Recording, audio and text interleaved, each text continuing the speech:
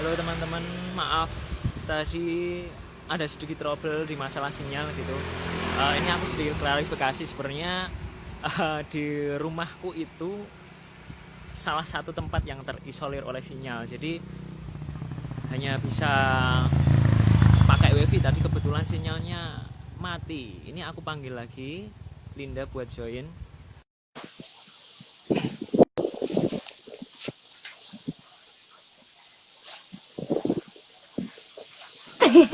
Oke. Oke Linda, tadi aku sinyalku tiba-tiba mati.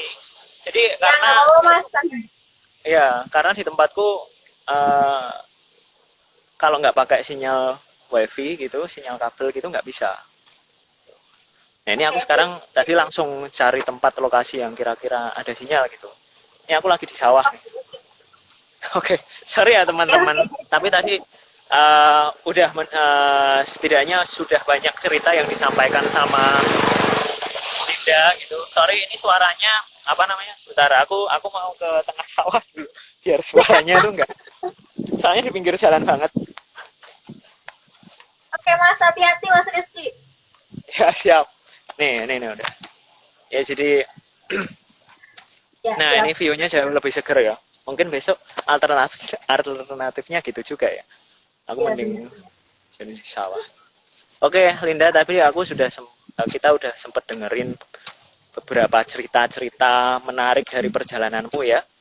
Hmm, tentang traveling, tentang menulis, tentang apa ya? Pengalaman-pengalaman menarik mendapatkan orang tua angkat di setiap lokasi gitu. Nah, ini poin terakhir ya yang aku tanyain gitu.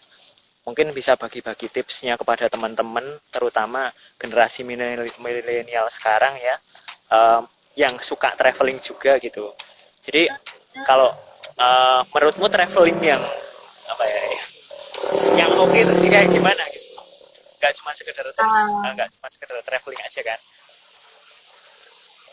aku kalau traveling di kacamata aku, yang menurut aku itu ini sih, setiap kita ke satu tempat kita selalu bisa bawa cerita baru. Ya bisa Oke, bawa cerita baru yang itu nanti bisa dikenang. Jadi nanti nggak cuma foto-foto aja yang bisa membuat kita terkenang akan satu tempat, tapi juga cerita sih. Karena kadang ada yang nggak bisa dijelasin lewat foto tapi bisa dijelasin lewat tulisan.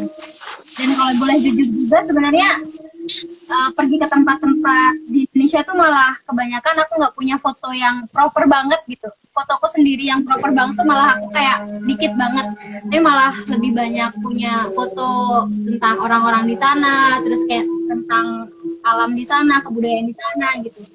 Jadi menurut aku traveling bagi aku tuh traveling yang kalau kita pulang tuh punya cerita yang itu bisa membawa apa ya kayak pengalaman hidup baru gitu lah.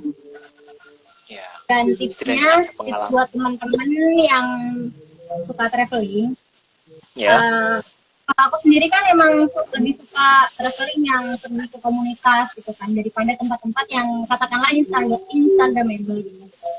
Kalau menurut aku sih, kita tetap harus nabung ya. Sebenarnya akan lebih bangga ketika kita pergi ke suatu tempat itu pakai biaya sendiri daripada dibiayain sama satu satu apa ya kegiatan gitu. Yang pertama itu oke. nabung, yang kedua adalah selalu ikutin kegiatan-kegiatan yang sekiranya bisa bikin kalian terbang ke satu tempat gitu. Dan jangan lupa juga buat ini sih kayak pinter-pinternya kita buat mempromosikan diri gitu, kayak kita secara nggak langsung, misal aku nih, aku di Instagram tuh sebenarnya juga bagian dari aku mempromosikan diri aku. Jadi kayak aku sering nulis di Instagram juga, di caption Instagram itu kayak sebagai salah satu bentuk mencitrakan diri, tapi apa ya, mencitrakan diri yang positif gitu. Oke, sip, menarik. Ini ada beberapa pertanyaan lagi nih. Ternyata masih banyak yang join dan pengen tahu gitu. Ini yang pertama Mas Diki ini tanya lagi di dialog bulalan. Pembelajaran yang paling penting apa yang didapat setelah menjelajahi pelosok dan hidup bersama komunitas? Yang paling penting itu menurut aku toleransi sih, tentang toleransi, terus menghargai hal-hal yang sederhana, terus kayak bertahan hidup di tengah keterbatasan itu yang paling penting buat aku. Yang aku dapetin dari komunitas-komunitas yang selama ini aku aku datangin gitu.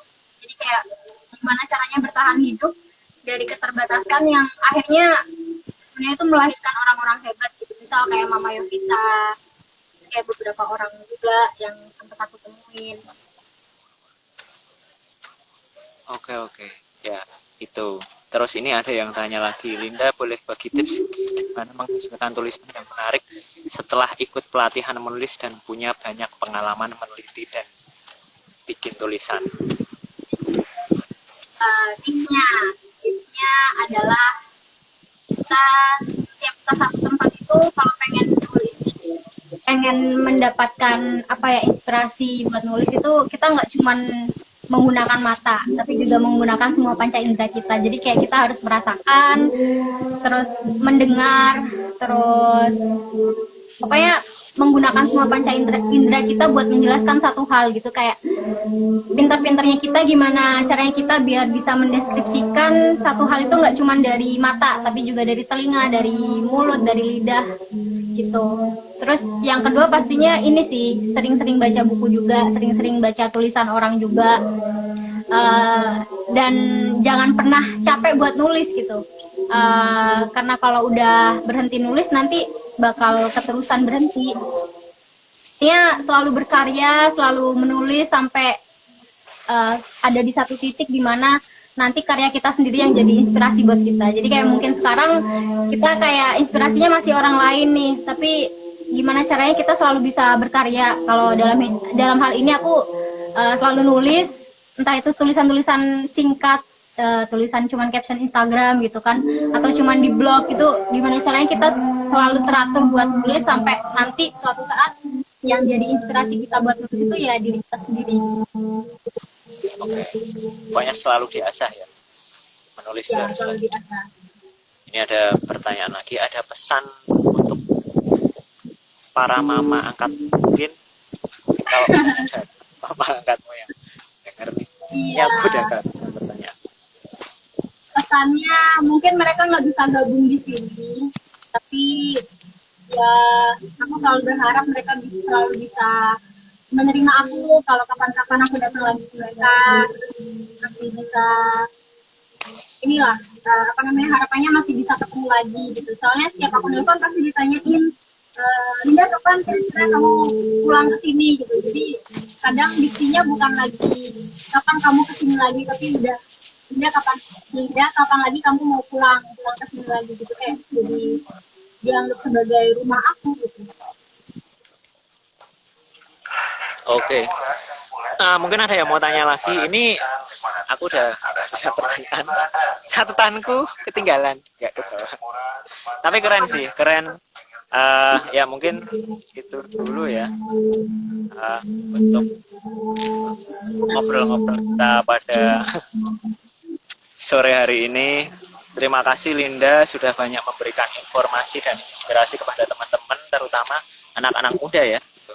Bahwa traveling tidak hanya sekedar mengunjungi tempat dan foto-foto dan posting di Instagram, tapi lebih berkesan lagi kalau kita bisa membawa pada masyarakat gitu, yang ada di sana. Istilahnya saling berbagi lah, itu poinnya di situ ya. Gitu. Sebelum ku tutup, aku juga mau ngingetin nanti akan ada kuis setelah ini dari obrolan kita. Terus nanti juga akan ada gift untuk penanya terbaik. Jadi terima kasih buat teman-teman yang udah tanya-tanya di IG Live kali ini. Terus sama besok hari Sabtu kita juga akan ada IG Live, akan ada TM Share volume ke-20 via Zoom gitu. Setelah ini nanti teman-teman bisa cek posternya di Instagram Teras Mitra. Kita akan membahas tentang Before Life, tenun untuk kehidupan. Linda kalau misalnya tertarik bisa join juga gitu, nanti bisa ngobrol-ngobrol juga sama teman-teman dari Teras Mitra. Oke, mungkin gitu dulu sore ini. Terima kasih Linda. Terus terima kasih teman-teman yang sudah join. Mohon maaf tadi ada sedikit trouble gitu. Tapi ya udah nggak apa-apa. Sampai ketemu di TM Share minggu depan. See you. Dadah semuanya, terima kasih. Terima kasih.